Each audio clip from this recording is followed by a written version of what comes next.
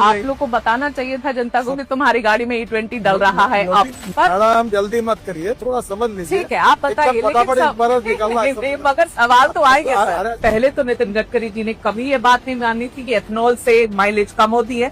जब हरदीप पुरी जी ने ये बात मानी तब उन्होंने मानी। ब्लेंडेड पेट्रोल जब यूज कर रहे हैं तो माइलेज कम होगी कि नहीं, बस इतना ही पूछा मैंने। आप गलत बोलती हो, फिर समझो। देश की जनता अभी सीरियसली कंफ्यूज है कि नितिन गडकरी जी के पास पेट्रोलियम का कारभार है कि इनके पास ट्रांसपोर्ट का डिपार्टमेंट है। आप एथेनॉल के ब्रांड एम्बेसडर बन के बैठे हुए। सेंट्रल एक्साइज भी कम किया है एथेनॉल ब्लेंडेड पेट्रोल पर, इसके बावजूद भी पेट्रोल के दाम कम क्यों नहीं हुए? ये सब सवाल आप पेट्रोलियम मिनिस्टर को पूछो। ये बढ़िया है। अभी आप देखो, आप क्या करती है? हाँ। आप तबला रग्गा बजाती है। अरे क्या तबला बजाती आप अभी मुझे पूछ रहे हैं कि तुम पेट्रोलियम मंत्री हो, ये भी तुम पूछोगे? सर जो प्योर पेट्रोल है XP 170 रुपीज पर लीटर, 170 रुपए प्रति लीटर, सर कौन भराएगा गाड़ी में बताओ?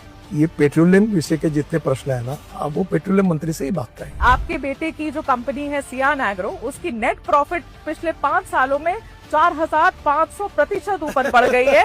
इतने 1000 करोड़ की आप बना देते हैं हाईवे, और आपने एकदम बेस्ट टेक्नोलॉजी, बेस्ट मटेरियल, पहली बारिश घंटा हो जाता है, फिर आप कहेंगे कि सवाल पूछो तो गलत है।